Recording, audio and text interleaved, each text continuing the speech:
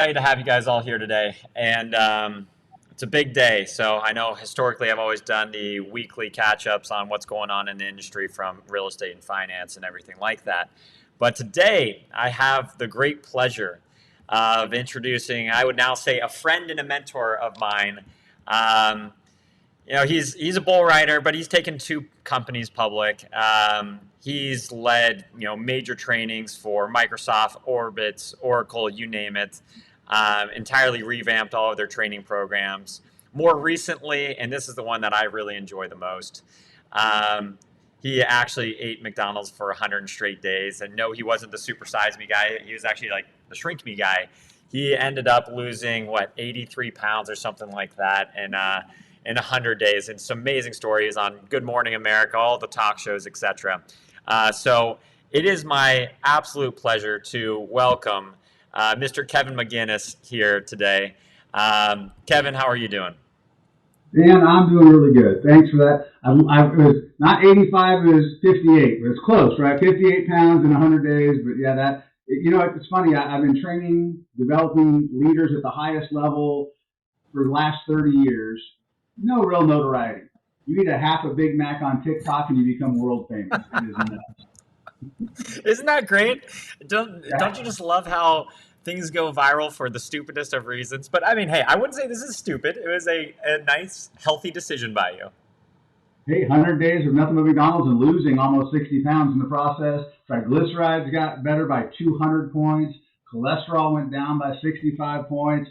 A1Cs, I was pre-diabetic, now I'm not. So every way you can measure someone healthier after 100 days of nothing but McDonald's. We'll talk more about that as we go. But it was a fun little experiment to see whether or not it was what we were eating or how much we were eating. That really is impressive. Yes. I think if you ever do this again, I'd like for you to do it on Chick-fil-A, just because it's I think it's better tasting anyways. But to each their own. But hey, I know we're not going to talk about McDonald's the entire time, although I could definitely do that, and I'm now starting to develop a craving because I didn't eat my breakfast yet today. So I want to set this conversation up for our audience here, and to give everybody kind of a background. I'm a business owner. I've gotten connected with Kevin over the years. He's been a really strong financial coach for me. And he's walked me through a lot of things to think differently versus what is the norm. And so one of the things that I've started thinking about as a business owner, and I want to help support my people, is how can I make sure that I'm not just setting up myself and my family for a great financial future, but for the people I care most about in my company, which are my employees. And so as a result of that, Kevin's been doing a lot of education for me. And I thought it might be most valuable to have a conversation, ask some tough questions that I'm sure a lot of people are going to ask in the future anyways. So why don't I just do it now so that hopefully it can save you time in getting to that financial goal in the future for whatever that goal might be. So Kevin, is that all right if I just pepper you with endless amounts of questions today? Wired, fired, inspired, glazed, dazed, and amazed. I'm looking forward to it. Let's go. All right. So I want to start on a big one that's really been kind of on my mind a lot. I came from the corporate world, spent a lot of years at, P&G, Berkshire Hathaway, Nike. And, I was sold into this idea of 401ks. And I did a good job, maxing out those 401ks, not just getting the company match. I was putting everything in there. So I'm happy from that standpoint. But then some reality set in when I started doing a little bit more research and I started learning about things like a tax-free retirement account and things like that. Maybe you could better verbalize the tax-free retirement account, what that really is, how that compares against a 401k. I think that might just be a good way to kind of start. Yeah, definitely. I mean, I definitely want to get to that. I think maybe understanding a 401k first so we can contrast and compare. Let me share how a 401k really works, give you the truth about a 401k. Yeah. And then let's piggyback from that onto what are some of the options, alternatives that might be out there. So with that in mind, I'm going to go ahead and share my screen out if that's okay. Yeah, for sure.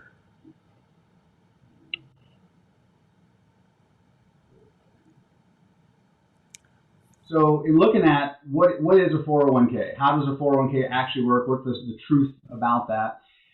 We have our paycheck. We have our gross dollars versus our net dollars. So Yep. they say, hey, we're going to let you use your gross dollars. We're going to let you use your pre-tax dollars to fund this account called a 401k. And little known fact, when you're like, well, why do they call it a 401k or a 403b for teachers and doctors? Because it's on page 401 of the tax code, subsection K. It's literally a page number. Yep. Fun fact, but anyhow, when you put the money into the 401k, you're choosing some mutual funds inside of that you have no idea where you're going to end up later on because it's a variable account. You look at variable in the dictionary: unstable, unsecure, unreliable. If you're going to buy a car for your kids, do you want to buy a variable car, unstable, unsecure, unreliable? That may not get you to your destination. And unfortunately, as we're seeing now, as a bunch of baby boomers have now hit retirement, just by the way, the 401k has only been around for a little over 50 years. Mhm. So you have these people who are just now starting to see whether or not there's money in it. Well, what happens when you have a 2002, a 2008, a 2022 right before you retire, and 20, 30, 40% of your money is gone the day before, because it's a variable account? You have no clue how much money you're going to have when you get there. So you have this concept of, but it's taxed later. I'm not gonna pay taxes now. I'm gonna pay taxes later on that Yep. account. Well, what if we take out money prior to 59 and a half? We're going to get a 10% penalty, plus, depending on what state we're in, we're going to pay the taxes. Why are we having this penalty? Because it's not our money, Yeah. it's theirs. What do you mean theirs, Kevin? Take the word theirs, cut it in half. Your money, because you haven't paid the taxes on it, it still belongs to the IRS. It's Yeah. still theirs. It's not yours because you haven't paid the taxes on it yet. So you get the 10% penalty plus federal and state. You could lose 50% of your money as soon as you touch that money. Or if you're like, you know what, things are going good. I'm doing some consulting. I don't need to retire at 65. I love what I'm doing. I'm just going to go ahead and let the money in my 401k pass on to the next generation. Nope, not going to do that either, because the 73 rule for RMDs, required minimum distribution, kicks in. So if you don't start pulling money out at 73, you get up to a 50% excise tax for not touching your money.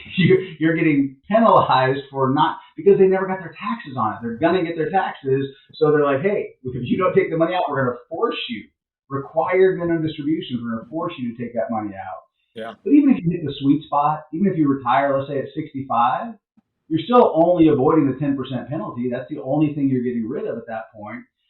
But let me ask you a question. Taxes. We just spent $6 trillion on COVID. Do you think taxes are going down, staying the same, or possibly going up in the future? Oh man. I mean, with the amount of debt our government has, I'm not very optimistic on taxes ever going down. So I'm just going to go ahead and say it's probably going to go up. And there's actually a lot of indicators in this. By the way, if you've never looked at the national debt calculator, we won't have Yep. time to go through that today, but that's a fun one to look at, the national debt clock. And it shows you real time how fast our debt is growing. But Yeah. on top of that, it shows that the three major expenditures of Social Security, Medicare, Medicaid, and the interest we have to pay on our trade deficit of $30 trillion, right? That debt, those three line items alone by 2035 will be greater than all current tax revenue. So it doesn't matter who's in office. Congress will no longer be able to kick the can down the road. They will be forced to either reduce government spending or raise taxes. Those are the two options. Yeah. Of those two options, I wonder what they're going to do. Are they Yeah. going to Right. reduce everyone's paying government, or are they probably just going to go ahead and kick the taxes up a little bit? Here's the reality. In 1978, if you were in the top tax bracket, you paid 70% in taxes. 70%. People say, oh, taxes are terrible. They're out of control. Dude, we're in historically low. You make $10 million a year. The worst tax bracket you're in is 37%. We're the only industrialized country on the planet that has a less than 50% top tax bracket. Yeah. So yeah, the historical facts show that when Ronald Reagan was making movies, he would only make 2 movies a year because he got paid about 125,000 a year. Anything more than that, he would be taxed at a 94% tax bracket. California would take another 6%. Nancy would be left with nothing. So she'd only allow him to make 2 movies a year because otherwise 100% of any money he was making over that would all go to taxes. So when people say, oh, they won't raise taxes that much, we have a historical precedent of them raising taxes that Yeah. much. So when we do a 401k, we're kicking the can down the road to pay taxes at a later, potentially much higher tax bracket. Huh. So let's just use a simple example. If you bought a bag of seeds for $100, you planted those seeds in the ground, you had a $5,000 harvest, but the guy selling you the seeds says you have a choice. You can pay tax on the $100 seeds, or you have to pay tax on the $5,000 harvest, but not just one harvest. Year after year after year, every time you take a $5,000 harvest out of that field, you're going to pay taxes at an unknown future, potentially much higher tax bracket. Silly question. Would you rather pay taxes on the harvest over and over again or pay it one time on the seed? Oh, absolutely on the seeds, and so then that begs a question though of we have the Roth um, accounts out there, and I know there's Correct. you can do backdoor conversions of Roth and things like that. Is that what kind of you're suggesting here? Is there something that's an improvement above even the Roth that has now become more available in more recent years? Yeah, so definitely Roth is a piece of the puzzle. It's a part of the option, one of the options that are available. But we're going to go through a couple options today that, quite frankly, the nickname would be rich person's Roth because you have income limits on Roth IRAs, Yeah. but you still have full market risk. So when you put money into a Roth IRA, if the market drops 20, 30, 40%, what happens to your account? Right? So the ability to actually plan. Why do they tell you when you go to retire? Why do they say, hey, don't take more than 4% of your money out any Yep. given year? Why do they say that that's the number that they recommend is 4%? Because they have you in an account that has complete variability, has unknown how much market risk you're going to take over Yeah. time. It's not if you're going to take it, it's how much market risk you're going to lose to. But you're also in a tax later vehicle, and tax rates can change. So how in the world can a financial professional tell you what the empirical number is that you need to save for retirement? Let's say that they do an analysis and they say, hey, Dan, in your situation, for you to have your lifestyle, you need to have $2 million set aside at retirement. That is a guess at best if you're in variable accounts and tax later accounts, because both of those two things can change. What if I told you there's a way to structure your accounts to eliminate the variability to where you could actually get guarantees of never losing a dime on your money and have it grow tax free, take it out tax free? You eliminate those two variabilities. Now you actually can get to your FIN number. Your FIN. See, most people know their Social Security number. Almost nobody knows their FIN number, their financial independence number. How much money do you really need to have? Well, when you structure your accounts correctly, you can get the empirical number, the number that actually, if you have that much money, you know you're going to be able to live on that income because there's no variability on the dropping of the value of your account. And there's no, if they double taxes and you're at a 0% tax bracket, 0 times 2 is still 0. Yeah. So what are some of these other options? Let me kind of run through a couple of the ways that people structure their accounts. Let's just kind of go into how most people set aside money, and then what are some of these options that they can actually use. Share my screen out again here.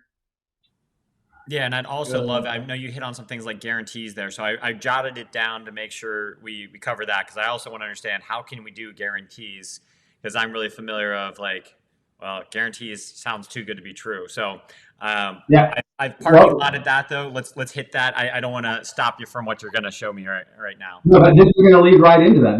What the concept I'm about to share with you is how do you get guarantees on your money? And guarantees almost sound too good to be true. Mm-hmm. If you don't have guarantees on your money of not losing it now, either the people you hang out with know about it and they're not sharing it with you, or they don't know about it either. Yep. Of the two, I think the latter is probably more likely. But let's find out. Let's kind of run through this concept. Okay. So first of all, just look at general banking. When you, as an individual, put money in the bank, The bank does not leave that money sitting there collecting dust. They don't put a bow on it saying this is Dan's money, no one else touch it. They immediately place that money with third party companies. They're getting a 10% return on your money while they pay you a tenth of a percent. Bank of Yep. America, right now, you have $1 million in your Bank of America savings account, you're making about a tenth of a percent in Yep. interest. 1/10, which means if you do the math on it, that they're making 100 times more interest than they're paying you on your money. Mm-hmm. Now, I don't begrudge anyone making a profit. I'm all for, if you provide a service, you should be profitable, right? First rule of business: be profitable so you can stay in business. Yeah. But gouging your clients, I'm not a fan Yeah. of. And no one's probably put that fine of a point on it for the audience that's listening in right now. How does it feel knowing the bank is making 100 times more interest than they're giving us?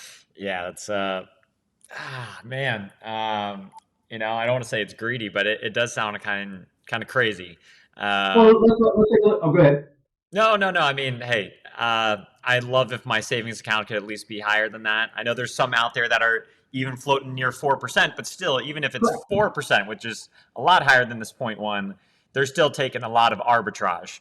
Well, a And lot of arbitrage, but also when you're getting that 4%, what's inflation? Let's say inflation was historically 3%. We know we don't want to look at inflation numbers right now, but historically, let's yep, say inflation's 3%. If inflation's 3% and you're making 4%, what are you really making? correct. I'm losing.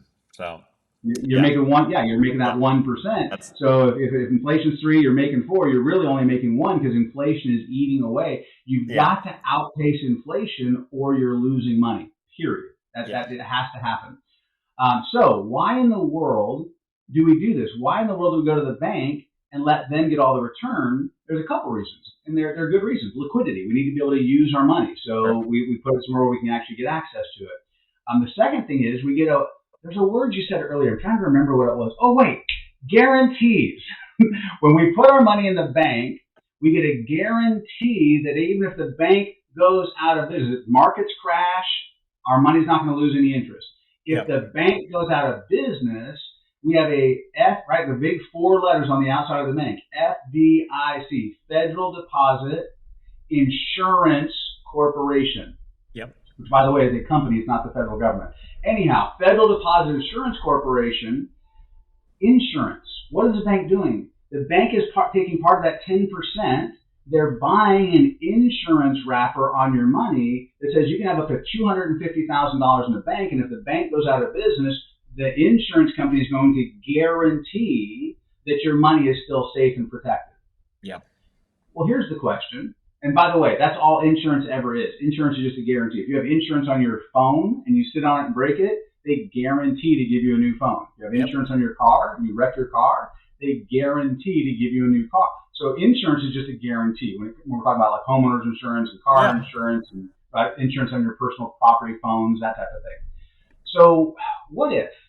What if we could bypass the bank and go directly to these third party companies Hmm. where we could get an insurance wrapper on our money, where we get a guarantee of no loss on our money, Yep. but we also get the high rates of return. Instead of the bank getting the high rates of return, what if we got the high rates of return? I mean, that sounds pretty That good. concept. Yeah. Exactly. This is what the wealthy do. When you look at the Rockefellers versus the Vanderbilts, why are the Rockefellers still billionaires? Because they structured family offices and family banks where they actually bypassed the traditional bank, had account structures that allowed them to get the high returns with no downside market risk on those accounts. Hmm. On top of that, an added benefit, if you're the bank, let's think about this for a second. What does the bank also do with our money? So not only do they place it, they immediately loan our money out Yeah. on car payments, credit card payments, house notes. So the bank is double dipping on our dollar. They're placing our money and earning interest. Then they're also loaning against our money, and they can loan that same dollar out to 10 different, every $1 they have, Yeah. they can loan it out to 10 different people. So if they're making 5, 10, 22%, 30% interest on credit cards, right, by loaning that money out to the tune of 10, let's say they just did that once. They're making 10% by placing it. Let's say they're just making another 10%. So really they're making 20% interest while they're paying us a tenth of a percent. Yep. And you know this is true because when you go to Vegas and you look at all the casinos, those big, beautiful buildings, those big, beautiful casinos, all the marble entryways, right, in the big, beautiful buildings, do they build those big, beautiful buildings off all the winnings they pay out?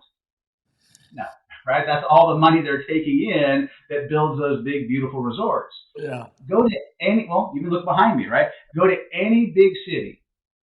The tallest, prettiest, most well-designed architecture buildings in any major city, bank buildings.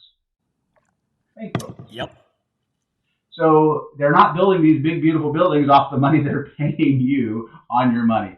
So the question is, if we could bypass the bank and do what the bank's doing, leverage your money for you, you start doing what the wealthy do. And Warren Buffett, one of the most famous investors of all time, says there's two rules of money. Rule number one, never lose your money. Rule number two, never forget rule number one. So the wealthy understand how to protect their money. They tell you not to lose it, but they don't tell you how. So one of the things our firm does is we focus on taking what works for the wealthy and bringing it out to people who normally would never get that information.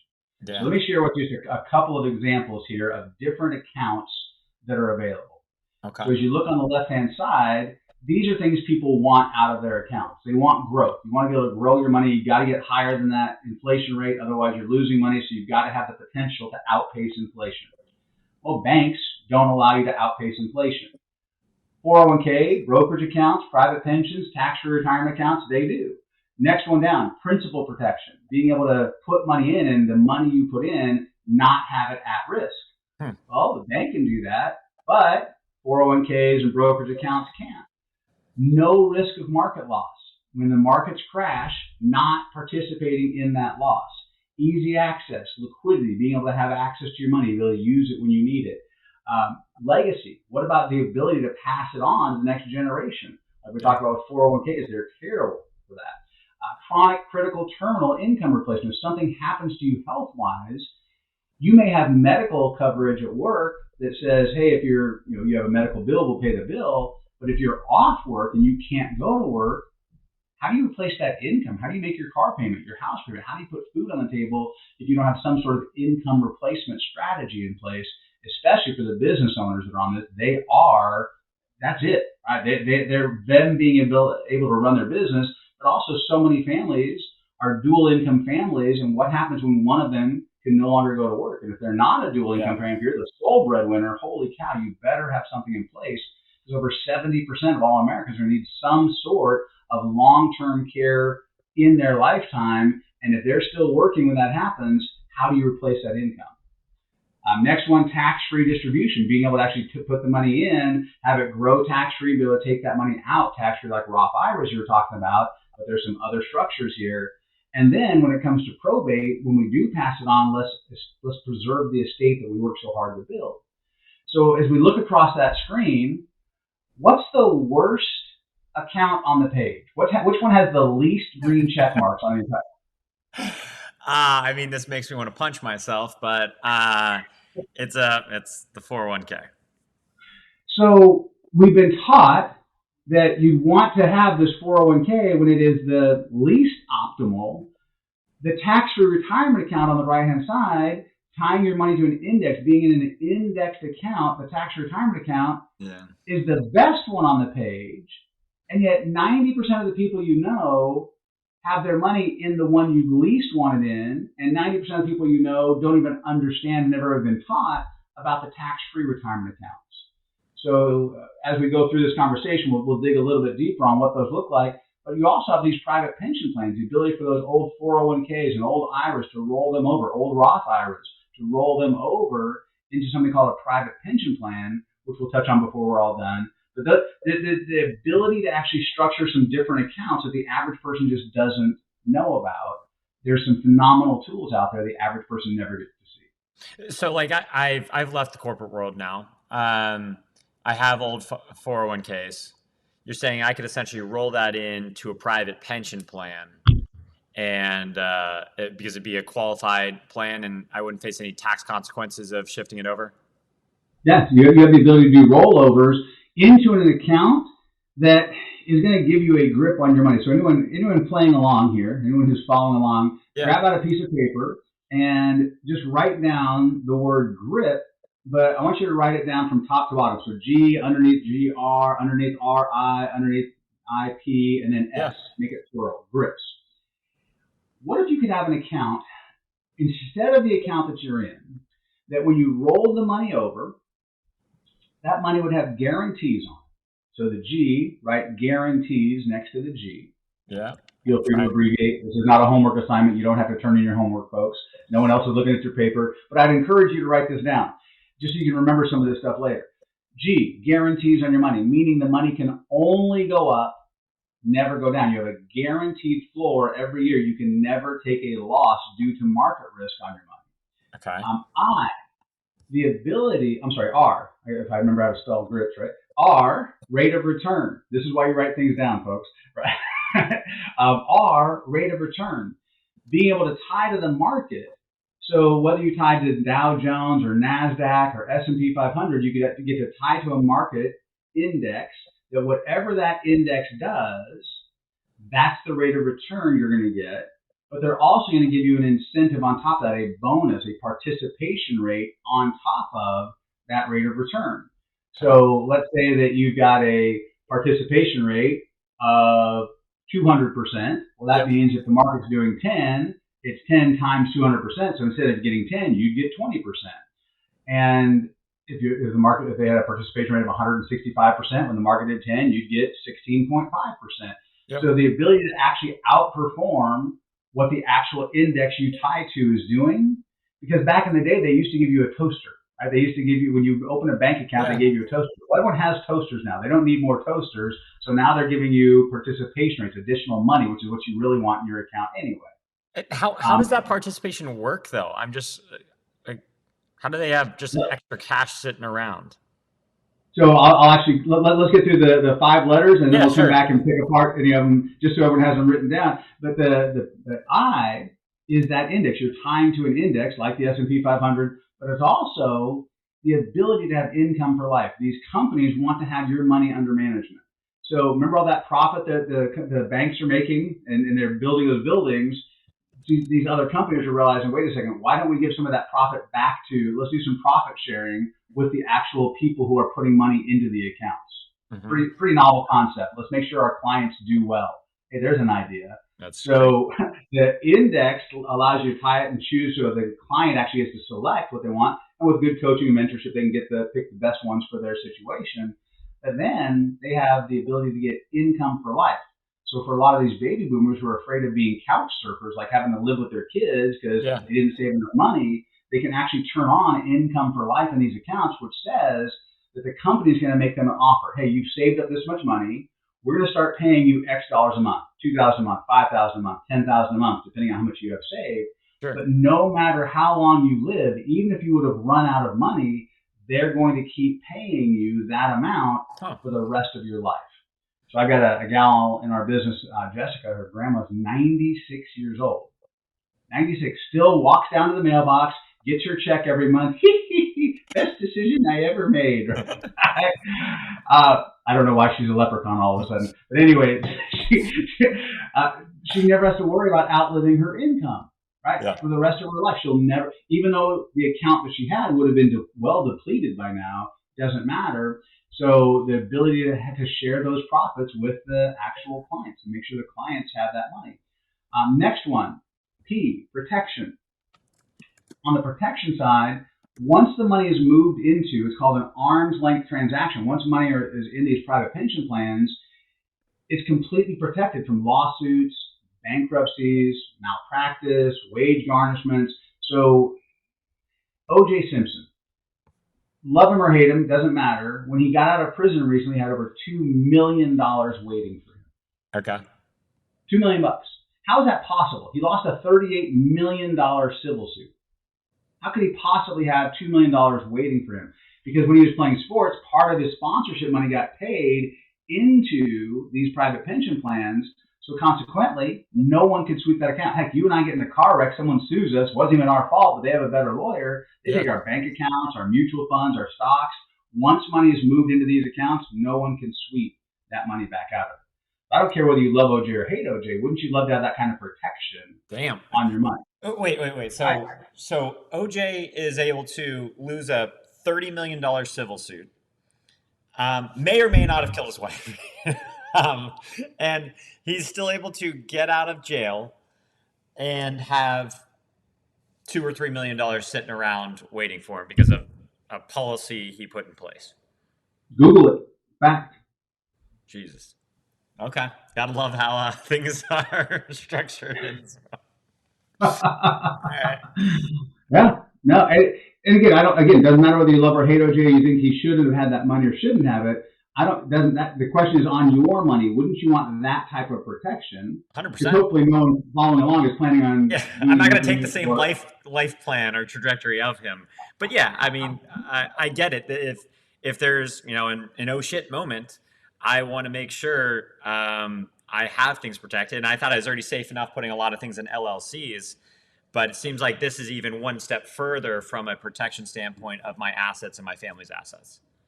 People follow the money.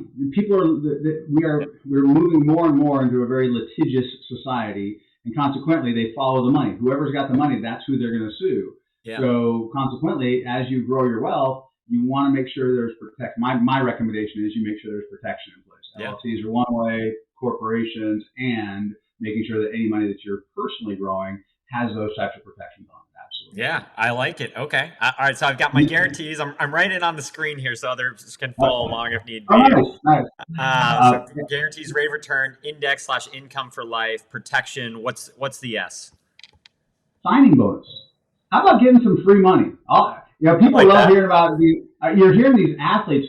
Who's that? Someone just got what was it, $700 million? Right? There's some crazy. Shohei Ohtani. Yeah. What in the world do you have to do in your lifetime to be able to get a contract? Sign me up for that. Holy cow. That's a pretty big number. Now, part of that, we need to make sure we're talking to him and get him structured correctly in these types of accounts. So if any of you know him, let him know that we need to have a conversation. Ready for a conversation. Okay. But yeah, so a signing bonus, not that big of a signing bonus. But anyhow, help 10, 15%, depending on the company we use, to help offset some of the losses a lot of people have taken over the last couple of years in their accounts.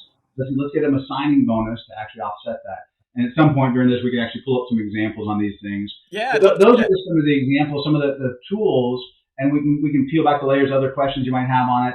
But just being able to get a grip on your money for rolling stuff over. So you've got an old 401k, an old IRA sitting out there flapping in the breeze.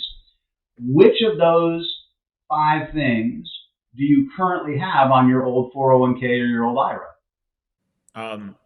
0. Which of those things would you like to have on your account? Do I have to actually list them in priority? Because ideally I want all of them. All of them is the number one answer, by the way. Yeah. So if you don't have any of them and you'd like to have all of them, wouldn't it make sense to at least have a conversation to run some side-by-side comparisons and see how these things work? 100%. So, but I guess I would consider myself a rather financially educated or sophisticated person. I would. Why the hell do I not know about these things? Why do more people not know about these things? Why, when I talk to my friends or family about this, will they probably have no idea what the hell I'm talking about? What's going on? What is the catch here? Why is this not making sense? Number one, the person having this conversation with you has to be licensed in the industry to be able to have this conversation. Okay. Number two, you have to have an individual conversation, meaning you have to have a diagnosis before you prescribe. No one listening in, I couldn't recommend that product anyway. That's why I said, wouldn't it make sense to at least have a conversation where you can see some things side by side, because that's what has to happen. And the people who have the licenses in the industry, number one, the majority of financial professionals don't have the licenses required to add the guarantees.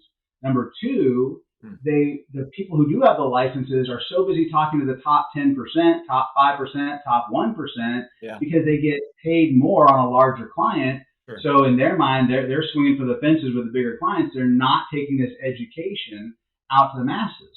Our firm, 25 years ago, we're a 175-year-old company, but 25 years ago, we said, you know what? The industry's broken.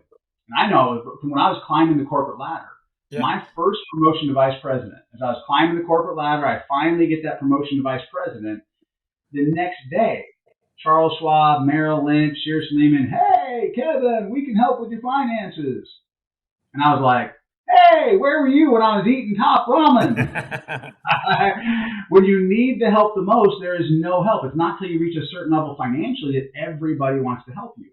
All the athletes I work with, I've got a ton of former NFL, NBA, Major League Baseball, right? All these former athletes that they all tell the same story that once they finally got their signing bonus, once they finally got their contract, then people came to talk to them to help them. But they only wanted to help them. They didn't want to go help their community. They just wanted to help the person who had the money. Yeah. Our firm, we said, no, let's take what works for the wealthy and let's bring this education out to people who normally would never get the education. So that's the biggest reason right there is that your next door neighbor hasn't talked to you about it because no one's talked to your next door neighbor about it. Okay. So that makes sense. So it's kind of just, wow. A lack of And knowledge you or can't go also a lack Google. of You can't availability. Google something you don't know. Like when we talk about guarantees, you can't. Before you have this conversation, Yeah. people are like, oh, I'll just go. I'll be self-taught. I'll do my own research, and they do a search on the internet thinking that's research. Search and research are two completely different Sure. things, right? Sure. So true research, you're actually getting the companies, the understanding of the industry, the side-by-side comparison, the analysis, so you can actually make an informed decision. Yeah. Trust me, and I can speak eloquently on this, having become TikTok famous, my very first outward-facing video, first video ever that I posted. I did some training videos, but like I never did like a social media post like, hey, here I am. I decided I was going to lose weight. I stepped on the scale in February at 238 pounds, and in the back of my mind, I remember hearing that for a man, their waistline is their lifeline, and if you ever get over 40 inches, a lot of challenges, diabetes, heart attack, stroke. There's a potential for just a ton of problems if you ever allow your waistline to get over 40 inches. And I know 238, almost 240 pounds isn't the same as 40 inches, but that 40 number stuck out to me. And as soon as I thought I was about to hit 240, I'm like, stop, drop, and roll. I have got to change my life. This is unacceptable. I want to be around to see my grandkids' kids, and that ain't going to happen if I don't get rid of this obesity. So I did what any intelligent person would do. If you want to get in shape, you go to McDonald's, right? If you want to get healthy. That's a lot of logic there. Yeah, that makes a lot of sense. Okay, maybe that's fuzzy logic. I don't know. But I decided that I was going to cut my meals in half. I was going to eat 3 meals a day, but I was going to cut every meal in half and eat anything on the menu.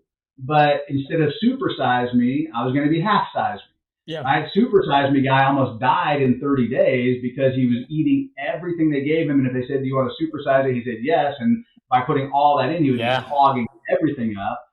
By eating McDonald's food that the world would say, hey, it's not the healthiest food, and yet they serve like 65 billion people a day, so they're doing something. But the ability to eat 3 meals a day, nothing but McDonald's, and everything on the menu. Big Macs, quarter pounders, don't be bitter while I'm eating my apple fritter and losing weight. Right? Can this quarter pounder with cheese lower my A1Cs? Can this Big Mac reduce my risk of heart attack? And it turns out that if you cut your meals in half, eat 3 meals a day, you're going to be fine. Because each of those meals is about 1,000 calories. So if you're cutting them in half, you're getting about 500 calories per meal. That's 1,500 a day. If I'm burning 2,000 just walking around, I'm in a calorie deficit. I'm going to lose weight and get healthier. And it turns out obesity is more dangerous than a French fry. When people say, Kevin, these things sound too good to be true, and guarantees on your money, you've been getting guarantees on your money your whole life. It's just the bank has been giving it to you, and they've been getting the return. Why not get it yourself, and you get the rate of return? So it's not too good to be true. Just like you can eat McDonald's and lose weight and get healthier, it's not too good to be true to get high returns with no risk. It's the education. Think about it. Do you think most people are where they'd like to be financially?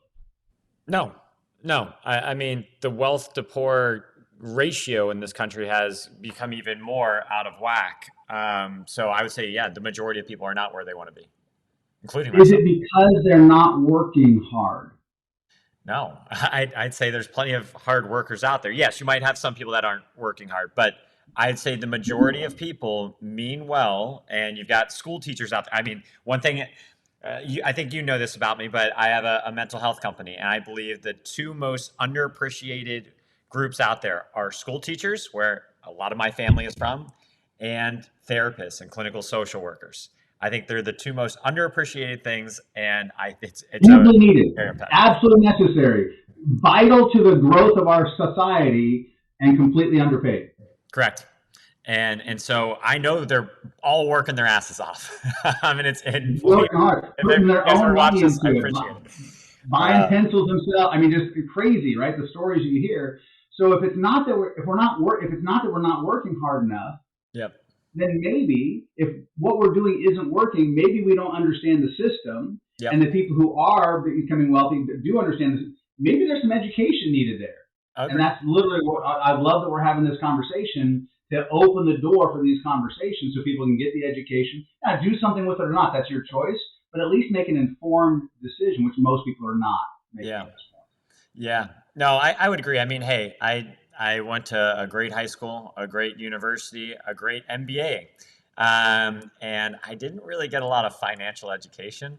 And that just kind of frustrates me because you're pouring all this money into education. Why wasn't it there? But hey, that's for another day. I'm just glad we're having this conversation so that hopefully I can, one, minimize mistakes selfishly for myself, but if anybody watches this, help them minimize the mistakes as well. Because no, I don't think any of us get together and say we want to see more suffering in the world. I think ultimately we want to see more people succeed. So anyhow, I'll get off my little soapbox. I know this is more for me to grill you on some questions, but yes, please go ahead. No, what question? What else? So continue. Hit me. Yeah, so I mean, one of the things I was thinking about is okay, we've got these guarantees. The FDIC, like you said, that's insurance for a bank. So is this more or less than insurance that we're then utilizing, or how should I properly view this? Yeah, so in order to get a guarantee, somebody has, like a warranty on your car. A warranty on your car is only as good as the company that gives you the warranty. If that company is out of business, the warranty doesn't exist anymore. Sure. So you've got to deal with a reputable company. So if I'm going to deal with a reputable company, how about 100 years old or more, in most cases, 100-year-old companies, um, cash reserves in the billions with a B, or Yeah. the government doesn't allow them to offer the guarantees. When banks have gone under, so in 2002 and 2008, when banks needed bailouts, and most recently Silicon Valley Bank, I haven't heard about that recently, right? All these banks going out of business or needing credit unions, savings loans, all them needing. What if we were dealing with companies that have been around for 100 years, had billions in cash reserves, and not a single one of them has ever needed a bailout, Yeah. no matter how bad the economy's got? That's a pretty good track record. I like those kind of track records. So when Now, you, Kevin, but you say never need a bailout. Didn't AIG need a bailout, or can you educate me on this? yeah, and AIG has a banking division and AIG has an insurance division. Ah, AIG's banking division needed the bailout. Their insurance division could have covered them, but you're not allowed to commingle those yeah. funds. Okay. So the banking side did, but the insurance side did not. So these 100-year-old insurance companies have the ability to offer a wrapper around your money, just like the FDIC is a wrapper around the bank's money. By offering this wrapper to the individual, though, Yeah. you now have a wrapper of insurance. And insurance, again, is just a guarantee, Yeah. and they guarantee that your money will be completely protected from market loss. If the market goes down, you don't lose a dime, zero risk. Whenever you want, we can go ahead and pull up some examples of just how some of these accounts are structured and show you the historical facts that when everyone else was losing money in 2002, 2008, Yeah. 2022, not a single one of the clients in these protected asset class products ever lost a dime to market risk. And that's been true for over 100 years. Yeah. I like 100-year track records. Yeah. It's like, hey, this new thing came out that we think is going to work. No, I'm not interested in that. Yeah, I might put a little bit of money into something like that, but I want to make sure that you don't gamble the rent money. You don't gamble the mortgage money. You don't gamble your kids' education. Use protected asset class products, things that can only go up, never go down. Yeah. and that's your foundation financially. Then you can layer other more speculative things on top of that.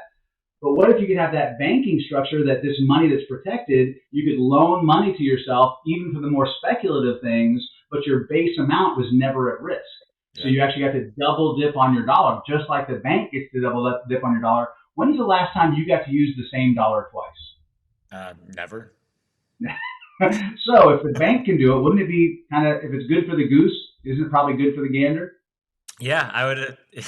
I haven't heard that saying in a while, but yes, I would say, yeah, I'm sorry, I grew up on a ranch breaking and training horses. I got some old colloquialisms I'll pull out of my back pocket every now and then.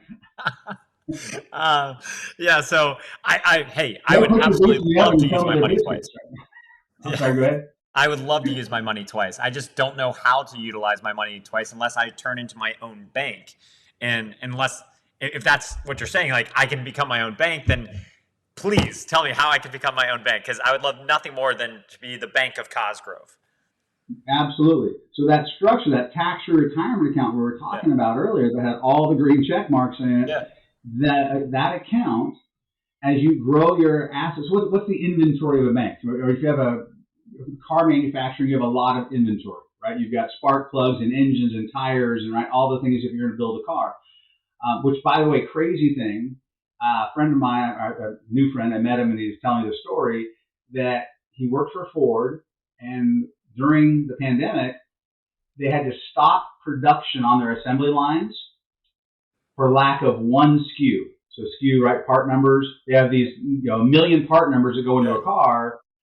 The company that made the emblem for the front of their Mustangs, that company got into some legal waters and got like cease and desist orders, and they had no one else as a backup, and they literally had to stop their assembly lines for lack of emblems on. They couldn't send the cars out to the dealerships, right, because they didn't have the emblems on them. Wow. So, yeah, inventory items. You stop, drop, and roll. If you run out of your inventory, you can get those things taken care of. Yeah, Well, what's the inventory of a bank?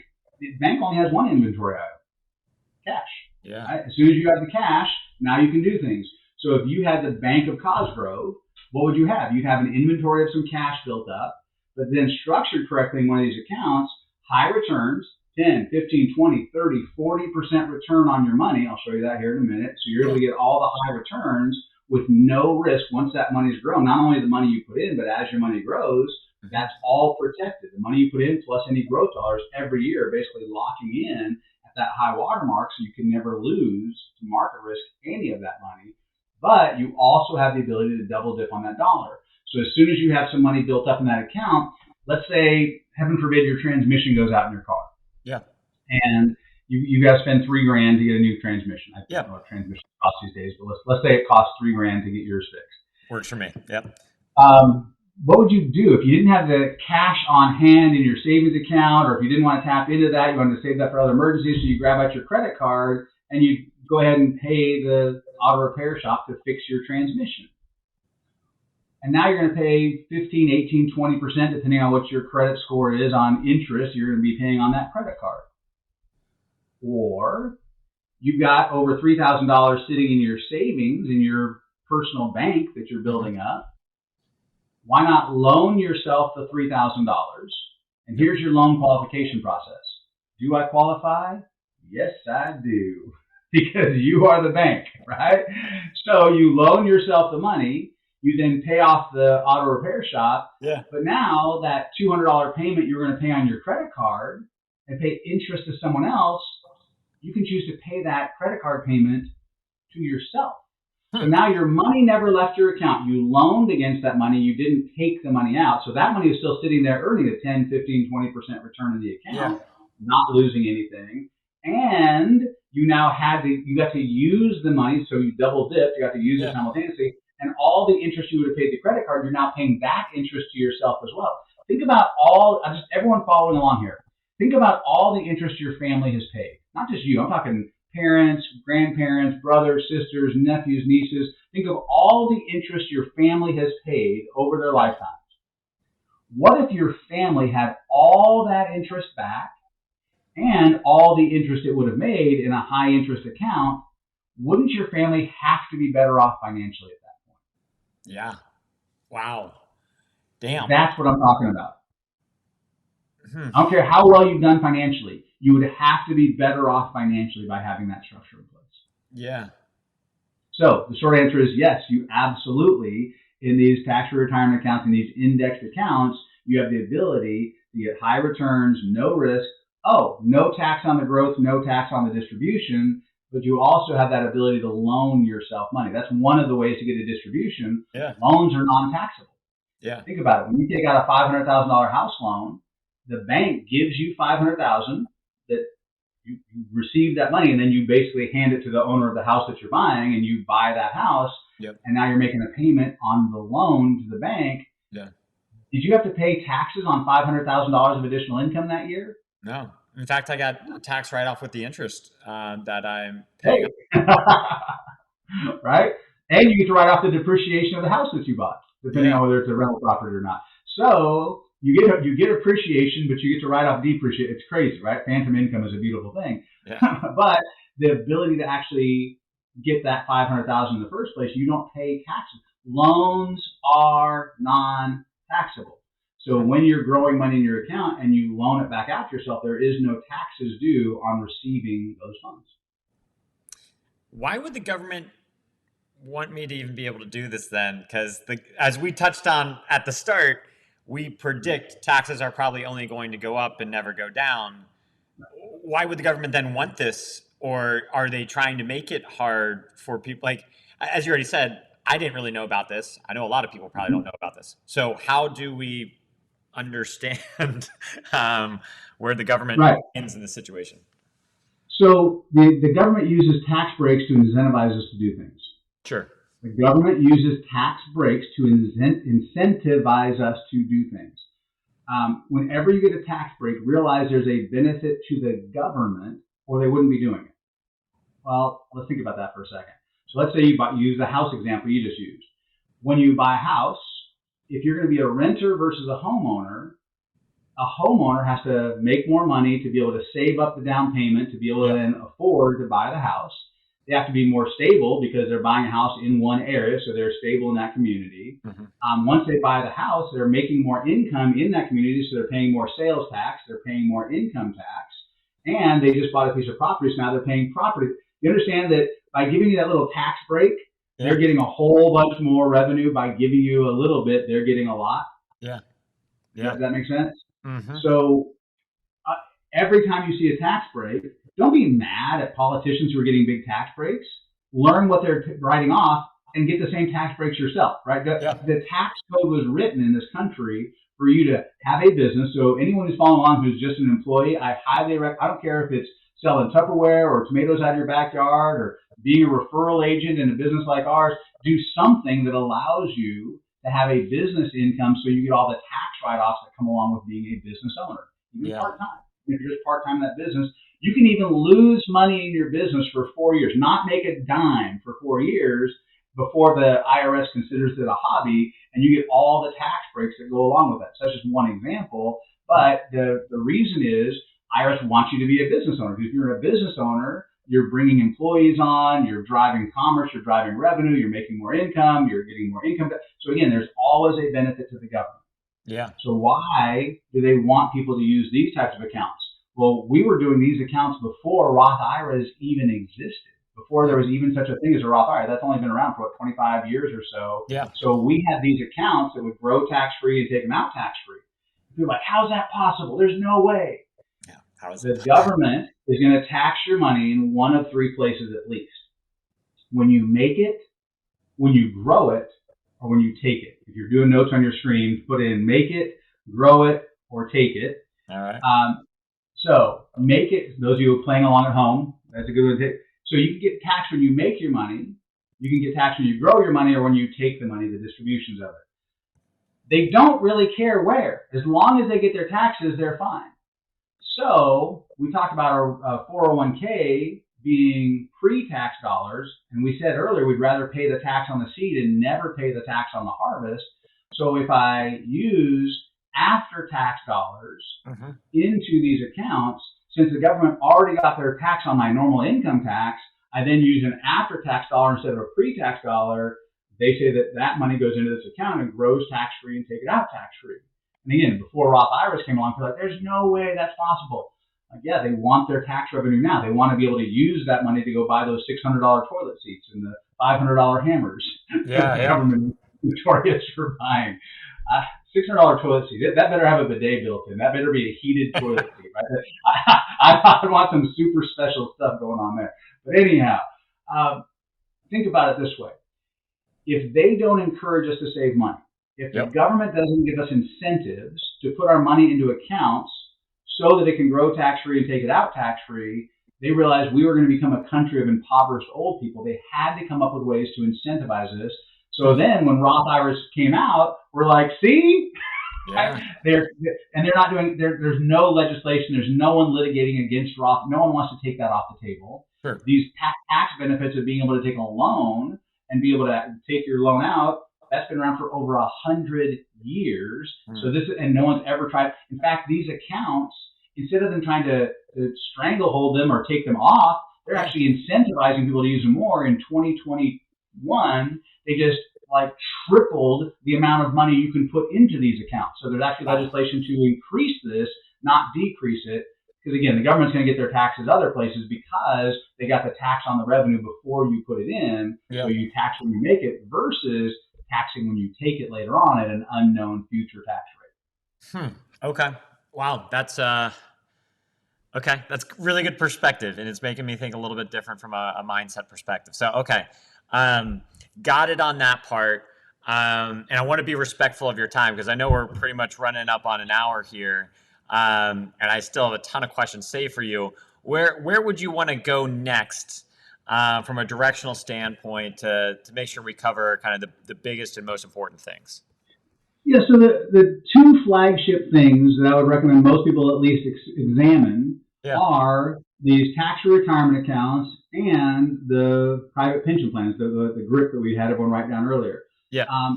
Cool thing about them, though, is they can actually work in conjunction with each other. You can actually bolt them together. So now you have this banking structure and you have a way to fund the banking structure, which I'll walk through. Let me just give you a little bit more detail. Let me show you just a couple more examples of how powerful this really is.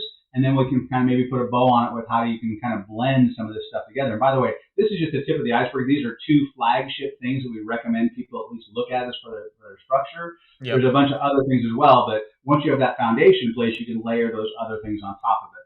I'm going to go ahead and share my screen out here again. Yeah, I just try to jot those on the screen in case people are trying to follow along. So let's see. All right, so just as an example, here's one of those types of accounts, a company that you guys probably recommend or probably recognize.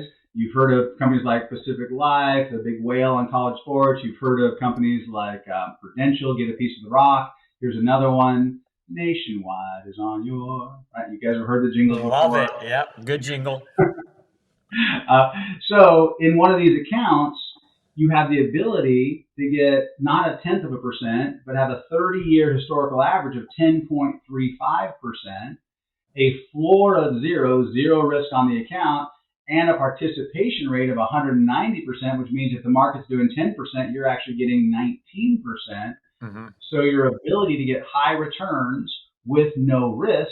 And before someone says that sounds too good to be true, if you would have set up one of these accounts before, right at the beginning of the pandemic in 2020, a year later, you would have been credited over 40% interest on your account. When's the last time your 401k paid you 40% interest with no market risk whatsoever? Wow, that's nuts. And the short answer is never for me. Yeah, right. So my 401ks have definitely made me sad. So. Well, it's funny you say that because when you look at this screen, you see that the bottom line is just the normal S&P 500, the ups and downs of the market that happen. Yep. The top line is taking that exact same index. S&P 500 is just an index to the American economy. Euro stock is an index to the European economy. Hang Seng is an index to the Asian economy. And for those listening along, what's an index mean? S&P 500 is like people hear about it. Oh, I heard the S&P 500 is up or down. It's just 500 American companies that the S&P 500 picks the best company. One of the companies I took public was a company called PacWest Telecom. that we became an S&P 500 company. We were the telecom industry in the S&P 500. Sure. So it's just 500 companies, and if those 500 companies are going up in value, if they're doing well financially, that means our economy is doing well. So it's an index that our economy is doing well. Or if, as a group, those 500 companies are going down in value, their share prices are going down in value, that means our economy is hurting. So it's an index to our economy. Yeah. But if you look at the S&P 500 over time, it's averaged about 10%, but you're taking this roller coaster of ups and downs, and that's that bottom line that you see. Yeah. And here's a mistake, a lie, an absolute fallacy that most people who are listening on have been taught. You've been taught that if the market goes down, it's okay, just wait, and eventually your account value will come back up again. As long as you don't cash out at the bottom, you're not going to interrupt your growth, and eventually it'll grow back to where it was. You didn't really lose anything if you wait. You've got people following along have probably heard that statement before. You didn't lose anything. As long as you hold, you didn't lose anything. That is one of the biggest lies that financial advisors tell people. Financial professionals tell people you didn't lose anything as long as you wait. It's a complete lie. Why do I say it's a lie? Let's say you had $100,000 in your account. Market drops 40%. By the way, in 2002 and 2008, my brokers lost 40% of my money in 2002. They lost 40% of my money in 2008. Before I learned these concepts and understood these tools, my 401ks, because I was heavily into my 401ks, and the other brokerage accounts, I had 40% of my money gone in 2002. My brokers made me broker. I think that's why they call them that. But here's the thing. Let's say you have $100,000 right before 2008 happens. The market drops 40%. How much money? If you had 100,000 and now the market's down 40%, how much money do you have left? Yeah, I've got 60. Yeah. But they said you didn't lose anything because you still have all your shares, and eventually those shares will go back up in value. That's a smoke and mirrors statement. Why? Because the next year, most of your big up years are rebound years from your big down years. If you can see it on the screen, 2009, 23% was a rebound year after the big drop year. So the 23%, do you get 23% on the old 100,000? No. You get 23% more shares, which they just told you to look at. They said, hey, look at your shares. You still have all your shares. Do you get 23% more shares? No. Or do you get 23% only on the balance you have left? Yeah.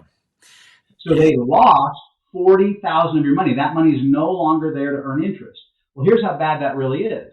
If you're 45 years old and the market dropped and you lost 40,000, they lost 40,000 of your dollars, that $40,000 isn't there. If the market's averaging 10%, every 7 years your money will double. Well, that 40,000 isn't there to double 7 years from then. That 80,000 isn't there to double to 160, and the 160 isn't there to double to 320 by the time you're 65. So them saying they didn't lose you any money actually cost you 320,000 in future value. Yeah. So I don't know maybe you wouldn't be upset if someone stole 40,000 from you, but if someone stole $320,000, would that be a little frustrating? Oh yeah, yeah, absolutely. And then they looked you in the eye and said you didn't lose anything. Yeah. Wow. Yeah, that's a little bit annoying. I'm just looking at your chart right now, and I see like 07 is 111,000, and then to get back to 111,000 basically was in between 2012 and 2013. They call it the lost decade, right? The lost decade of you didn't have any. But even then, look what happened above that. If you wouldn't have lost the money in the first place, by that same thing, 2013, you'd have $300,000 in your account. I mean, okay, so then I guess one thing that immediately pops to my mind is like, this has to cost me something, right? So like, how can I get this blue line without not having to pay anything incremental, or like what is occurring kind of behind the scenes? Is there a cost for a wrapper of insurance on your money? Absolutely. Is there a cost for not having that wrapper of insurance? Absolutely. Yeah, so the net is that's why we run the numbers side by side and make sure what's your cost for taxes and what's your cost for market risk compared to if I can pay $1 to avoid $30 in taxes, I'll buy $1 wrapper of insurance to avoid $30 in taxes. Yep. Right? Not evade, get a legal, honest, ethical tax break, I'll pay $1 to not have to pay $30. If that makes sense. Yep. So when we run the illustrations for someone, we're able to show them exactly what the cost of not having this is versus the cost of having it. Well, I'll just give you an example. Hang on a second. Let me switch screens here. Sure. So when we look at the ability to have one of these accounts, let's say somebody just went and got a brokerage account. Okay. And for training and education purposes, let's say you went and put money into a 401k or just a brokerage account. Yep. And as you're putting money in, on the left side, you can see they're 30 years old. They're putting in $300 a month. Yep. Or $250 a month, so $3,000 a year. Yep. You do that for the first couple of years, raises, promotions, whatever. They go to $500 a month, and then they never go to more than $750 a month. That they do that for the rest of their working life, even if they get raises or promotions. Just for a simple example here, sure. All the historical S&P, the ups and downs, they're going to have up years where they make money. They're going to have down years where they lose money, and by the time it's all said and done, they're going to have at 1.5% in fees, $215,000, and most of your 401ks are between 1 to 3% in fees. Yep. So 1.5%, $215,000 in fees. But notice they're paying that regardless whether the company is making them money or losing them money. They're still paying that fee. Now, what did they buy for $215,000? They bought air. What do I mean? They bought a broker who hopefully did as well as the S&P 500.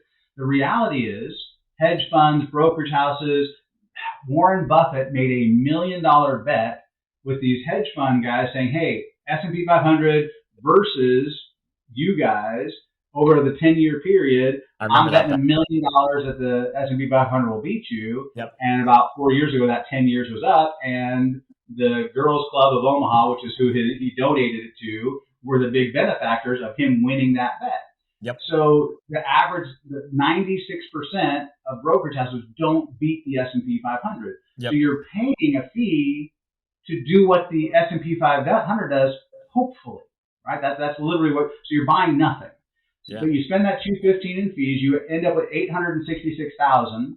Now remember, they would tell you not to take more than 4%, but just for simple numbers, I'm showing 10% coming out at $86,000 a year. Pay taxes on it, you're left with $65,000 of spendable money, right, a year at that point. Yeah. So that's your 30-year-old to 65-year-old putting their money in their 401k, their brokerage account, that type of thing.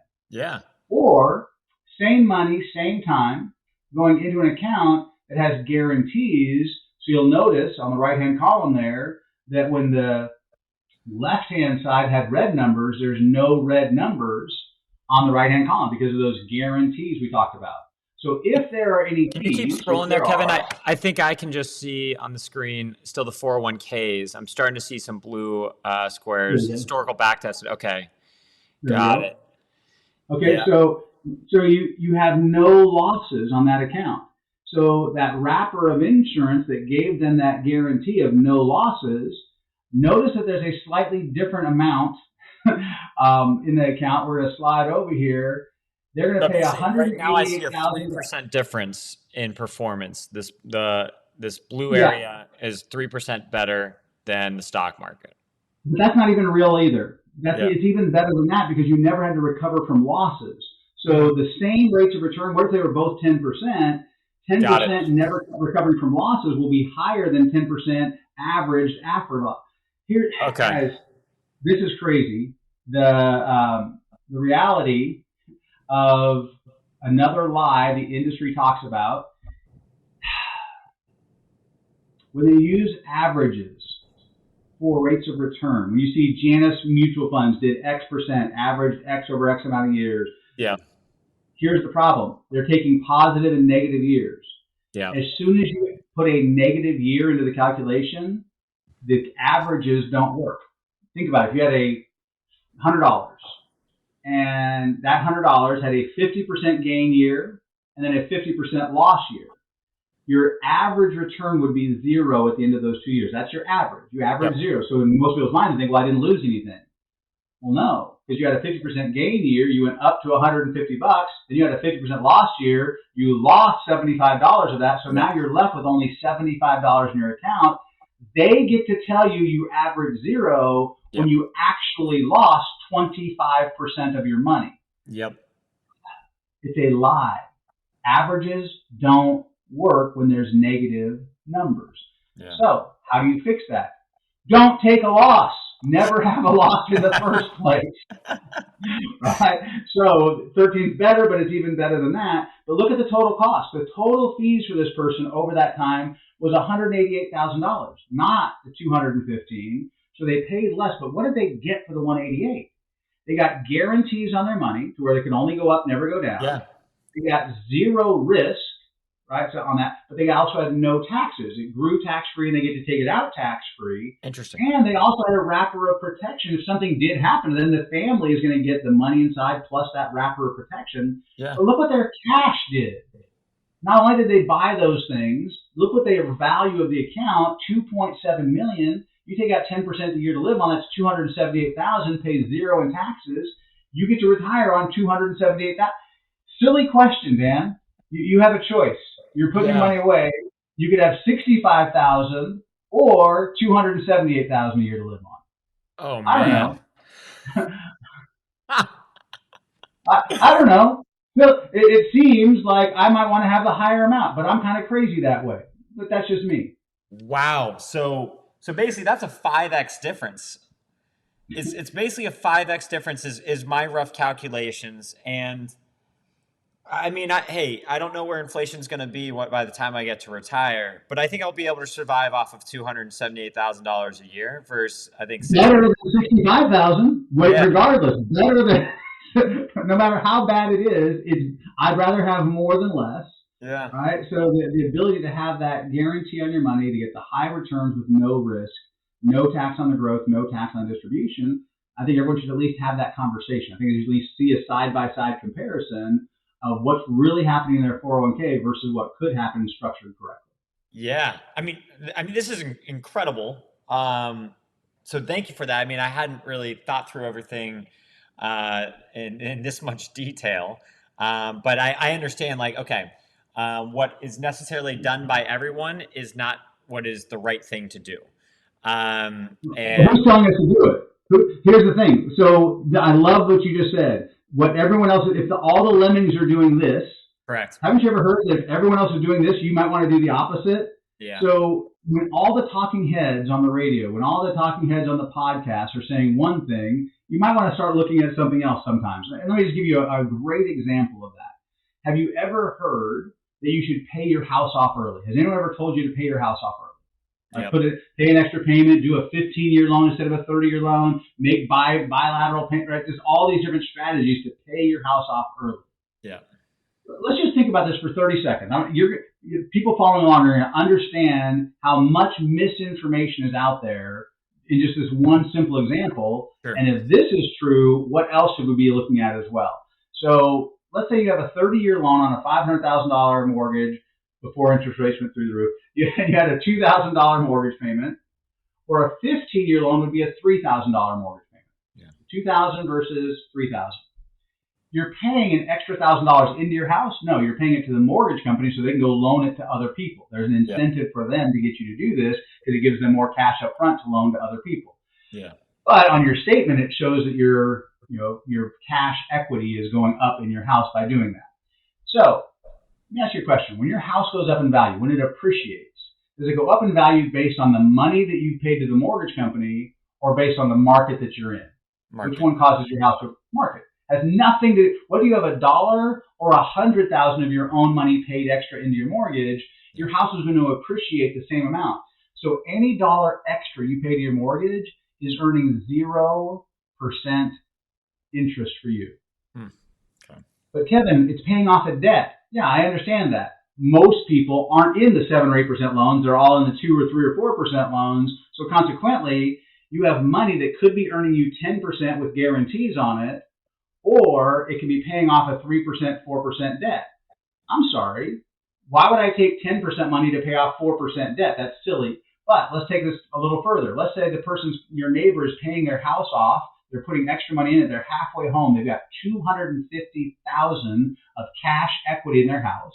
Yeah. You have been putting your money in this bucket we've been talking about, your structure that you're going to be able to bank out of, and we're even talking about how much more money. That analogy I just showed you earlier wasn't even showing any banking going out of that. That was just the actual return on. The more you use the money, the more you'll have. But you've been putting your money in this bucket. They've been putting their money in the house. You both have 250,000. You have 250 plus interest. They just have 250 and cash equity in the house. You have 250 cash plus interest. Let's say it's both just 250, and both people lose their job. If you don't make your house payment for 4 months, and by the way, before COVID, I used to say that people are like, oh, I'll never lose my job. After COVID, everyone's like, yeah, I could lose my job, right? Yep. But if you lose your job and don't make your house payment for 4 months, what happens? I don't have my house anymore. They foreclose on it, right? Besides your house, what else do they take? Well, anything else that they can actually grab to make themselves whole. All the cash inside of it. That $250,000 of cash that you had as equity in your house, gone. Yep. And you're like, but Kevin, I wouldn't let that happen. I just refinanced the house and pulled the cash out. Sorry, you don't have a job. No one will give you a loan. You lose the house. The person who wanted to have safety and security actually put themselves in the most unsafe, unstable position possible in that scenario. Wow. You have a bucket of money. You could be out of work for years. You can make your house payment. You're not making the house payment. The bucket is making the house payment for you. You have no stress, no anxiety. Cash is king. You don't have to worry about anything because you have the money to make the house payment. You have no risk. Now, that's a semi-extreme example. Let's take that off the table. Let's say you don't lose your jobs. Yep. Somewhere prior to 15 years, money plus interest has to get you to 500,000 faster than money plus no interest, right? When we put money in the house, we're getting no interest on that. So money plus interest has to get you to 500,000 faster than money plus no interest. So somewhere prior to 15 years, you call me up and you're like, Kevin, this is amazing. I've got the $500,000 in my bucket. Let's go ahead and pay the house off. I've always wanted to own my home free and clear. And I say, no. And you're like, no, why not? Because you have a goose that's laying 10% golden eggs with guarantees of no risk on it. Yeah. Why wouldn't I let the goose pay me a 10% golden egg, take 3, 4, 5% of that, pay my house payment, and I get to keep the arbitrage. I get to keep the excess. Yeah. So I still get all my tax write-offs. Yeah. I don't have a house payment. I have security, stability. I have no house payment because my buckets make and I'm earning the extra interest. Eventually, the house will be paid off, and I'll still have the goose and all the excess interest. Yeah. Give me one, and I mean one, logical reason to ever pay an extra dollar into my mortgage. And yet, how many of us have been taught our whole lives? Well, why? Why would they teach us that? Follow the money, right? These talking heads, when they tell you to refinance your house, these companies that will refinance your house pay them for those leads, and they get you to put more money in, so they have more money to loan to other people faster. Yeah. Well, but Kevin, my grandma told me to do it. My grandma's not making any money on this. Why does she tell me to do it?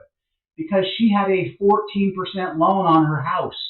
If you have a 14% loan on your house and you only have money making 10%, using 10% money to pay off 14% makes sense. Using 10% money to pay off 2% money makes no sense whatsoever. Yeah. And yet, you've heard your whole life, pay your house off early, pay your mortgage off early.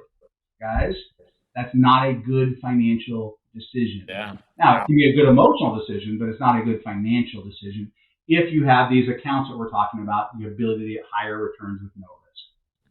Huh. That's interesting. Okay. That's really interesting. Wow. All right. So, I mean, this is, man, I don't know where to go next. Well, we did promise the viewers, we promised them we'd show how to connect the two. So let me just do that real quick. Yeah, so can we do that? Because, I even have retirement accounts myself where I'm just like, how do I get out of these things? So, I'd like to see this personally myself. All right. So let's share my screen again. 1 second.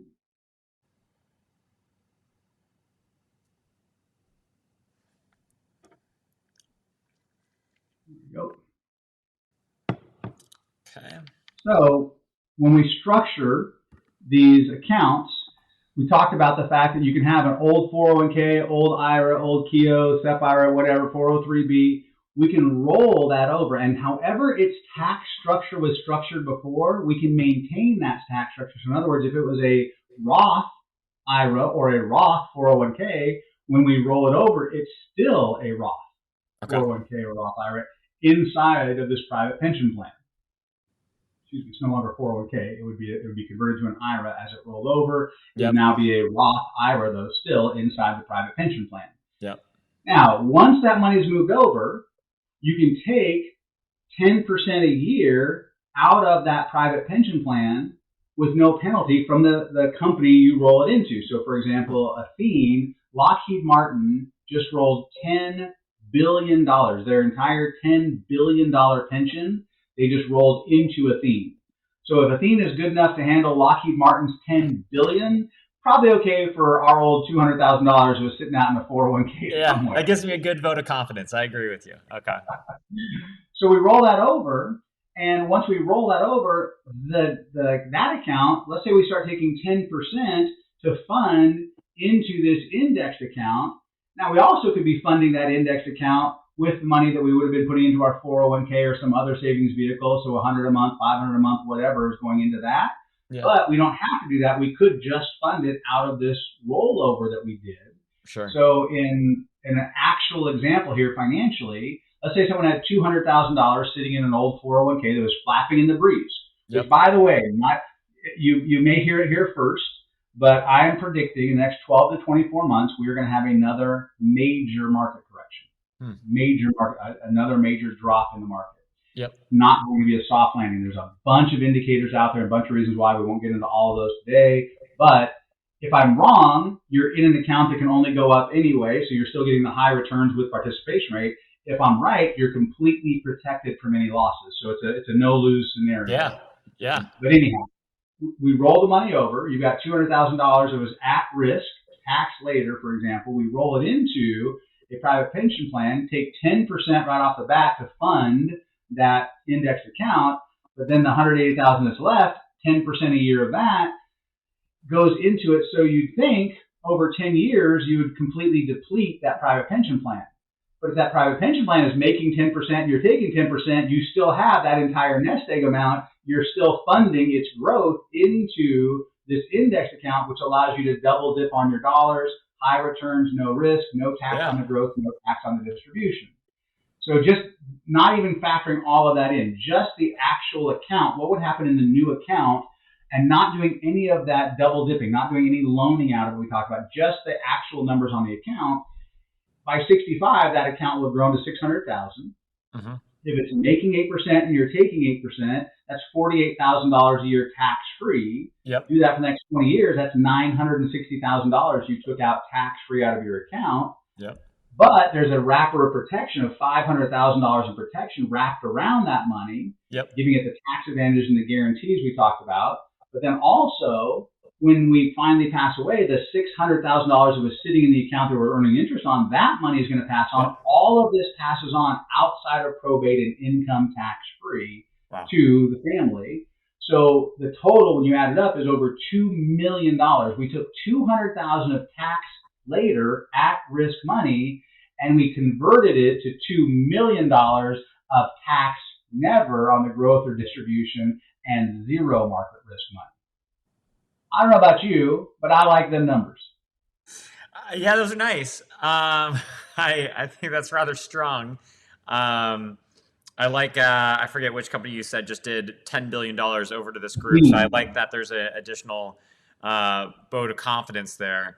So here's an example of that. So here's the actual account. So Athene, we're getting $10 billion. By the way, the participation rate, if you look at the participation rate, I usually have drawing tools. I don't have drawing tools today, so it's like the fifth one over, allocation, strategy. So participation rate, 165% and 255%. That's where when the market's doing 10, you're getting 16.5 or 25.5. Mm-hmm. And if we look at the actual last 10 years, if you made nothing on this account, if you look in the top right corner, it says annual assumed interest rate of 0.0%. 0.00. That means if the Okay. market lost money every year, Hmm. is the worst you can do is a zero. So that means if the market is negative 10, negative 20, negative 30, Yep. this person rolled over 250. You Hmm. get a signing bonus of 35,000. You see in the top left-hand side in the black and white print, you've got 250,000 went in and a Yep. premium bonus of 35,000, which means if you follow the accumulated value from when they were 40 years old down to when they're 50 years old, even if the market went down every single year, 10 years later, they still have more in that account than they put in. More, they only started with 250, they're still at 260 10 years later if Yep. the market's crashed. Now, let's look at the most recent 10 years of what happened over the last 10 years for this client. In this account, they would have made that 250 would have gone in, they got that $35,000 bonus. Look at the annual assumed interest rate. This is the actual credited rate over the last most recent 10 years.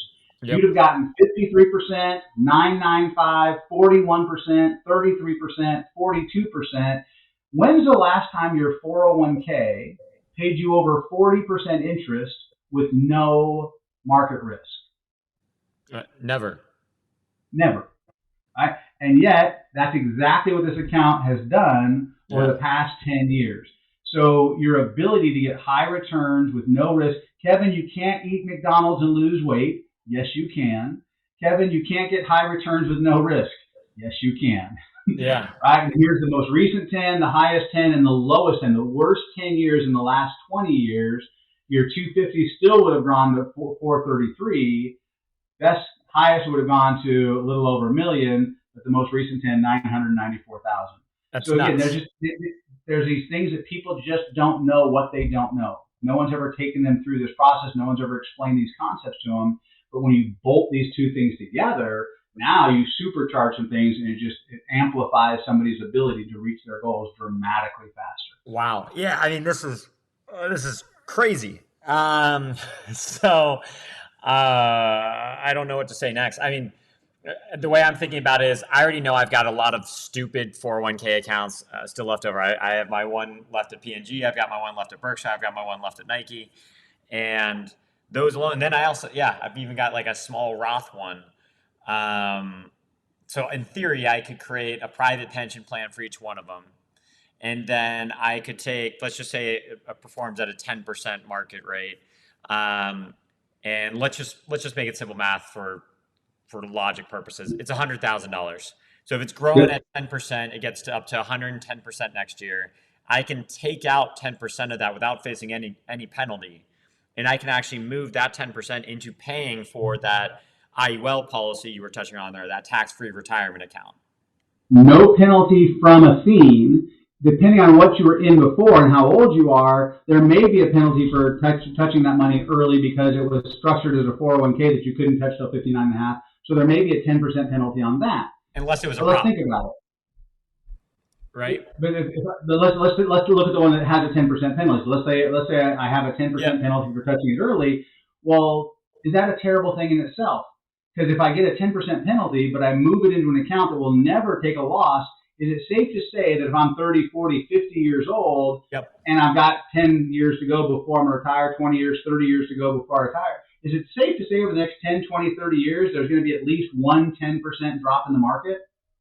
Yeah. I mean, yeah. So if I had a 10% penalty, but I eliminated a 10% drop, I'm back to even. Oh, Sure. but wait, it's not going to protect you from one 10% drop. It's going to protect you from every 10, 20, 30, 40% drop. So even if I did have to pay the penalty, there's still an Yeah. argument to be made to run the numbers and see, was it worth it to tap into the money early to be able to move it into something where I would never take a loss ever again? And that I think is that why you guys offer like a signing bonus then? Because I think the signing Yep. bonuses were like 10, 15% anyways.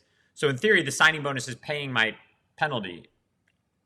Yeah, and when you say you guys, I don't offer That's anything. We just find the right companies. So we go out and what we do is we identify the companies that match. So we're just a platform. We're okay. the platform that connects somebody who has a financial goal with the right companies. No one gives us any money. No one can pay us anything. None of their money ever touches our hands. We bring the education. We make sure that the accounts are lined up with the person's goals, make sure they're suitable for that person's needs, and then we just make sure that account gets structured. So if a person has an old Wells Fargo account paying them a tenth of a percent, we help them get a nationwide account paying them 10, 15, 20%. It's still the client's money in the client's new account. Yeah. We don't touch that. We're just helping them get the account structured. Well, Kevin, how do you guys get paid? Pretty simple. Those companies have marketing dollars for Super Bowl ads, for click marketing on the internet. They didn't have to spend any of that. We brought them a client. They didn't have to spend a dime. Huh. They pay us out of their marketing dollars, never the client's money.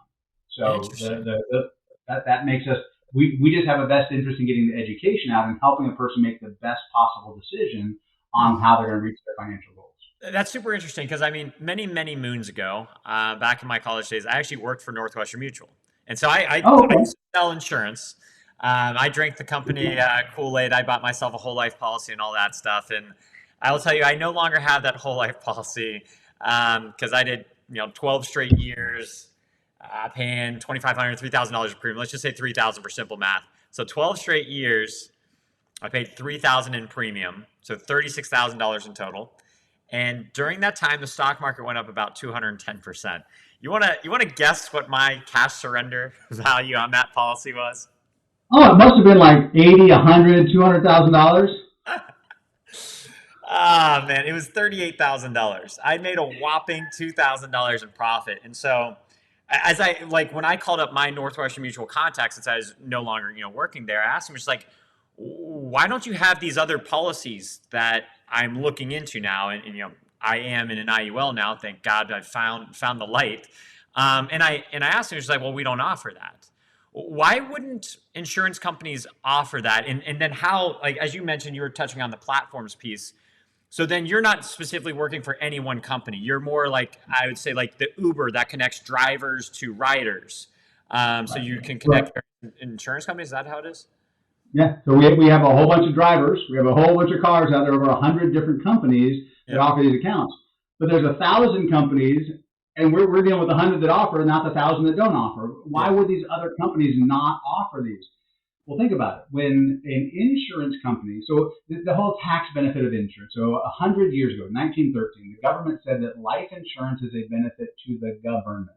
Yeah. Meaning, if a husband and wife have life insurance and one of them passes away, that the family left over won't have their hand out for welfare, food stamps, any kind of government assistance, because they have the proceeds from the life insurance. So the government said, this is good. Let's encourage people to do it. So 100 years ago, they said that any money that goes into life insurance will grow tax-free, and you can take it out tax-free as long as you use after-tax dollars to go into it, like we talked about with a Roth IRA, right? So same rules as a Roth IRA. You just have to use an after-tax dollar, and then it will grow tax-free and take it out tax-free. Yeah. It's been around for over 100 years. But they gave this amazing tax benefit to a greedy industry. So the life insurance company, much like the bank, when you put money into the life insurance company was able to take that money and go get any rate of return they could on it. They controlled the faucet of what they would pay out, though. So they could be making 20% on the money and only pay you 3 to 6%. Yeah. So, and you just explained that with your returns in your Northwestern Mutual account. And not to single out any other company, but just that your specific example. Yeah. If inflation's 3% and I'm making 3%, my net is 0. So I will, even if it's better than the bank, if the bank is paying me 0.1% and my whole life policy is paying me 3, 4, 5%, I'm still never going to get ahead financially. Yeah. Long term, just doing that. So as good as the tax benefits were, the life insurance company would suck all the rate of return out of it. 25, almost 30 years ago, they said, wait a second, what if we gave the client control of the center, of the heart of the Tootsie Roll Pop? Remember the Tootsie Pop? How many licks does it take to get to the center of a Tootsie Pop? Right? Yeah. So what if we let the client have control of the center of that? What if they could choose an index? They could choose S&P 500, NASDAQ, Eurostock, and whatever those indexes did, contractually, the insurance company had to pay you that rate of return plus any participation rate if there is one from that company. Yeah. So now the client controls how much return they're going to get, not the insurance company. So life insurance was never a good place to grow your money. It was a good place to store it because it was tax-free growth and tax-free distribution. Sure. But you never grow any money. 25 years, almost 30 years ago, the industry said, let's give clients the ability to get the high returns. We'll just make the money on the insurance wrapper, let them make it, because the other kind, the company makes money on the insurance wrapper, plus the company makes all the excess profit on the money. Yeah. Let's give all the interest to the client. And a lot of companies hate that idea, as you They can lose imagine. profit. Yeah. That it Okay. gets into their profit model. Some companies are smart enough to say, wait a second, we do this, the clients are going to make a lot more money, we're going to get a whole lot more clients because of it. Yeah. So Huh. the ability to go help more people, to be able to get that referral business, to be able to actually change someone's financial future, make less per client, but help more clients. We found out a long time ago, you don't need to make $5 per bag of French fries. Yeah. You make 50 cents per bag of French fries, but move millions of French fries. You probably cause lots of heart attacks. That's a terrible analogy. But oh wait, no, you won't, because my heart risk went down eating French fries. By the way, that's a big one too. The salt. Oh, you're eating 95 out of the 100 days I ate French fries. 95 out of 100. 2 meals, at least 2 meals a Yeah. Yeah. day. Hash browns in the morning, French fries. I did swap out a couple times apple slices instead of French fries just because people wanted me to online. Yeah. But 95 days out of 100. What about the sodium? Didn't your blood pressure go through the roof? 118/70. I've got the blood pressure of a teenager. Turns out when you don't overeat, your body processes everything and gets rid of the excess, and you're fine. Your body can handle it. So anyway, that's I don't know what to say here, Kevin. I mean, we've been. Let me just check the timer. We've run for like an hour and a half now, and I feel like I could ask you like 20,000 more questions. So I might actually have to schedule a follow up with you here. I'm more But than happy. I'd love to continue the conversation and love the example you're giving to people. I love the education that you're doing, making sure you're yeah, getting this type of information out to people. Really proud of where you are personally, but also your heart for helping others, because there's so much stuff that you're doing aside from just the podcast, aside from the mental health company, aside from you're yeah, not just keeping the information for yourself, which so many people do. You're doing everything you can to get the education out, and I appreciate that. yeah. Well, I mean, ideally, I don't want people making the same mistake that I've made because I just in this conversation alone, I've recognized that there's numerous mistakes that I can at least stop immediately and get them into something more effective. I guess one big question, because I know I certainly need to take a next step, and maybe as other people watch this in the future, what is like? Do I just immediately qualify for these things? Like, can I just go out and get it, or what's kind of the like? Yes, can I get this or can I not? Yeah, and that's a good question. So the vehicles that are available, there is a qualification process. Not everyone can qualify to have one. Okay. So consequently, that's where that individual conversation. So anyone watching along, just reach out to you and say, hey, I'd like some more information on this. We'll be more than happy to, and then you just let me know who reaches out to you, and we'll be more than happy to follow up Yeah. and get them some side-by-side comparisons, show them what their options are. And then if they're like, hey, I do want to continue down that path, then there's a process of just getting the information to those companies. They come back and say what you're qualified for, and we're able to lay that out side by side for someone so they can see what they do qualify for, what percentage they could actually do in different types of accounts, and then they can make an informed side by side decision. If they're on this trajectory now and they can get on this trajectory, they'll be able to see that exactly. They'll have that offer from those companies saying this is what you're actually qualified for. Wow. Super simple process, Wow. but it is about a 3 to 5 week process to once we get the information to get it off to those companies, and then for them to come back and give us the approval saying, here's what you actually are qualified to go ahead and do at that point. Okay. And it may be everything they have, it may be a percentage, it may be a small percentage. It's going to be different for each individual, but that's again why it has to be a diagnose and then prescribe conversation. That is very interesting. Okay.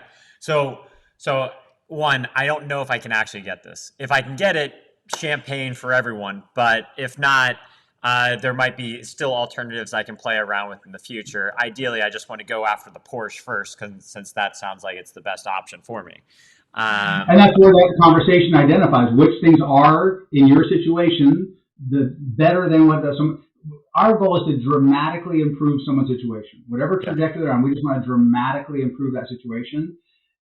If once you're licensed in this industry, once you're a licensed financial professional, if you make a recommendation for something that's as good or not as good as what someone's currently doing, that's called churning. You lose your licenses, fines, potential jail time. That means you were writing business just so you could get compensated and not to benefit the client. Yeah. You have to improve the client situation or you have to walk away. And I love that about our industry is that people like Bernie Madoff go to jail for a reason. You have to improve someone's financial situation. So that's all we ever look at is If someone's doing things and they're already at the best possible, we're just going to give them a high five, keep doing what you're doing. But after that review, if there's something dramatically better than what they're currently doing, we're going to lay Yeah. that on the table so they can see what their options are. No, I like that a lot. And it sounds like you guys, if I can say it for better words, it sounds like you guys are focused on the mission, not the commission, which I think a lot of financial professionals kind of have that flipped the other way.